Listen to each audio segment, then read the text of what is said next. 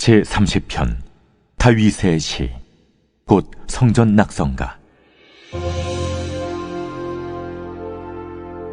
여호와여, 내가 주를 높일 것은 주께서 나를 끌어내사 내 원수로 하여금 나로 말미암아 기뻐하지 못하게 하심이니이다. 여호와 내 하나님이여, 내가 주께 부르짖음에 나를 고치셨나이다. 여호와여, 주께서 내 영혼을 스올에서 끌어내어 나를 살리사 무덤으로 내려가지 아니하게 하셨나이다. 주의 성도들아, 여호와를 찬송하며 그의 거룩함을 기억하며 감사하라. 그의 노여움은 잠깐이요 그의 은총은 평생이로다. 저녁에는 울음이 깃들일지라도 아침에는 기쁨이 오리로다. 내가 형통할 때에 말하기를 영원히 흔들리지 아니하리라 하였도다. 여호와여, 주의 은혜로 나를 산같이 굳게 세우셨더니 주의 얼굴을 가리심에 내가 근심하였나이다. 여호와여, 내가 주께 부르짖고 여호와께 간구하기를 내가 무덤에 내려갈 때 나의 피가 무슨 유익이 있으리요? 진토가 어떻게 주를 찬송하며 주의 진리를 선포하리이까? 여호와여, 들으시고 내게 은혜를 베푸소서. 여호와여, 나를 돕는 자가 되소서 하였나이다. 주께서 나의 슬픔이 변하여 내게 춤이 되게 하시며 나의 베옷을 벗기고 기쁨으로 띠띠우셨나이다. 이는 잠잠하지 아니하고 내 영광으로 주를 찬송하게 하심이니 여호와 나의 하나님이여, 내가 주께 영원히 감사하리이다.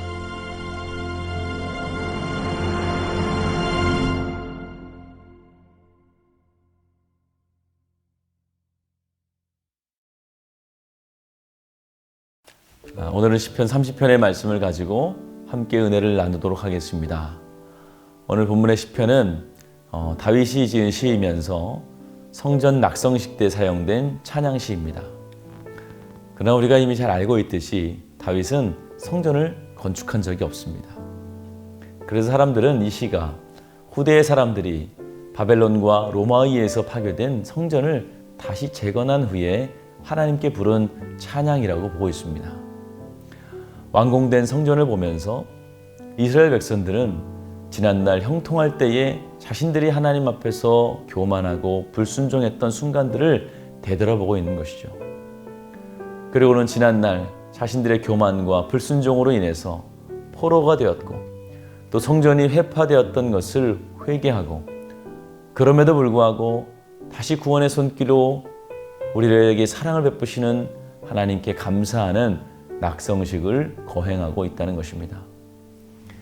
다윗도 본문 6절과 같이 형통할 때에 말하기를 영원히 흔들리지 아니하리라 라고 하며 이스라엘 백성들이 교만하였던 것처럼 교만하여서 큰 어려움을 겪은 적이 있습니다. 사무엘하 24장을 보면 다윗이 나라가 평안한 때에 군사의 수를 세는 장면이 나옵니다. 이것이 하나님 앞에서 책망받을 일이 되었습니다. 우리가 생각할 때 군사수를 셀 수 있지 않나 라고 생각할 수 있지만 하나님께서는 다윗의 마음을 보셨던 것입니다. 비록 하나님의 마음에 합당한 자라는 평가를 받던 다윗이지만 그가 형통하게 되자 하나님을 잊어버리고 자신의 능력으로 나라를 지키고 다스리려고 했던 것입니다. 이것은 하나님의 영광마저 자신이 갖고자 했음을 알 수가 있습니다. 그 죄를 하나님께서 묵인하지 않으셨습니다. 그리고는 3일간 내린 전염병의 재앙으로 7만 명이 죽게 됩니다. 3일 동안 7만 명의 백성이 죽었다는 것을 보면서 다윗의 마음이 어땠을까요? 어제까지 한국의 코로나로 인한 사망자가 2,000명이 채 되지 못합니다. 그런데도 우리는 이렇게 불안해하고 일상이 위협받고 있죠. 그러나 다윗은 3일간 7만 명이 죽었다는 것은 다윗에게 있어서는 왕조가 무너진 것 같은 심각한 상황을 느꼈을 겁니다. 그리고 그와 동시에 엄청난 두려움에 떨었을 것입니다. 고작 군사 숫자 좀 센 것 가지고 이렇게까지 분노하실 필요가 있을까? 그러나 하나님은 우리의 마음이 하나님보다 높아지려고 하는 것을 우리가 생각하는 것보다 더욱 심각하게 생각하는 겁니다. 그래서 때로는 좀 심하다 생각하실 정도로 징계하신다는 것이죠. 그러나 우리가 오해하지 말아야 할 것은 징계는 죄를 지적하는 것이지 우리를 영원히 멸하려 하는 것이 아니라는 것입니다. 하나님이 우리를 징계하시는 이유는 그 죄에 머물러 있지 말라는 것입니다. 하나님과의 관계를 소홀히 하지 말라는 것입니다. 자꾸 세상을 기웃거리면서 영원히 멸망할 길로 가지 말라는 말씀입니다. 그래서 다윗도 그 가운데 그래서 어려운 상황을 겪으면서도 한 가지를 고백합니다. 바로 오늘 본문 5절의 말씀입니다. 그의 노여움은 잠깐이요 그의 은총은 평생이로다. 저녁에는 울음이 깃들지라도 아침에는 기쁨이로다. 아멘. 징계는 짧고 은혜는 길다는 것이죠.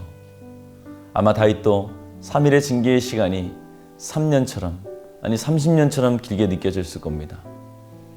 우리도 어린 시절 잘못으로 인해 부모님께 혼이 날 때 10분의 정도 손을 들고 있을지라도 그것이 마치 10시간처럼 길게 느껴지지 않습니까? 그런데 이제 성장하여서 지난 날을 되돌아보면 언제 그런 시간이 있었는지 단 1초도 생각이 나지 않습니다. 오직 부모님의 은혜만 생각나는 것이죠. 인생을 돌아보니 고난의 시간은 찰나와 같이 짧은 시간입니다. 징계는 하나님의 베푸시는 은혜의 시간에 비하면 아주 짧은 시간임에도 당하는 순간에는 영원할 것 같고 그것이 내 인생 전체에 큰 영향을 미칠 것 같이 여겨집니다. 그러나 이내 하나님이 부어주시는 은혜와 사랑을 맛보게 될 때 그 징계의 시간은 한순간에 잊혀지고 마는 것입니다. 사랑하는 성도 여러분, 고난은 잠시 있다 떠나가는 것입니다. 오늘 우리가 코로나라는 어려운 상황을 만났습니다. 이것이 하나님이 우리에게 주시는 징계일 수 있습니다. 그러나 이 또한 길게 보면 잠시 있다 떠나가는 풍랑과 같은 것입니다.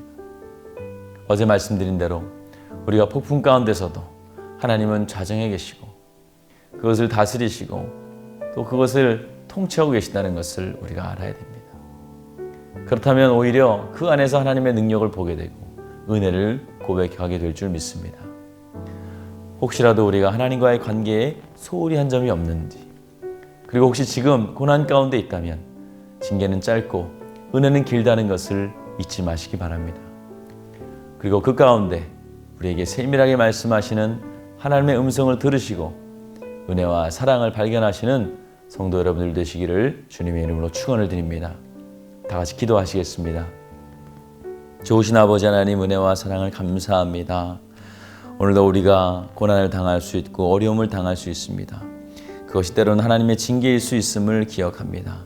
그러나 하나님은 그 징계마저도 우리를 향한 사랑이고 우리를 향한 은혜임을 고백합니다.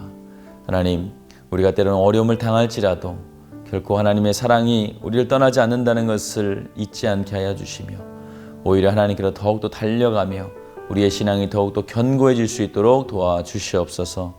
어려운 상황 가운데 어려운 시대를 살고 있습니다. 그러나 하나님은 언제나 우리와 함께하여 주시며 우리의 능력이 되심을 인정하며 주님만을 의지하고 살아가는 주의 백성들 다 될 수 있도록 도와주시옵소서. 예수 그리스도의 이름으로 기도하였습니다. 아멘.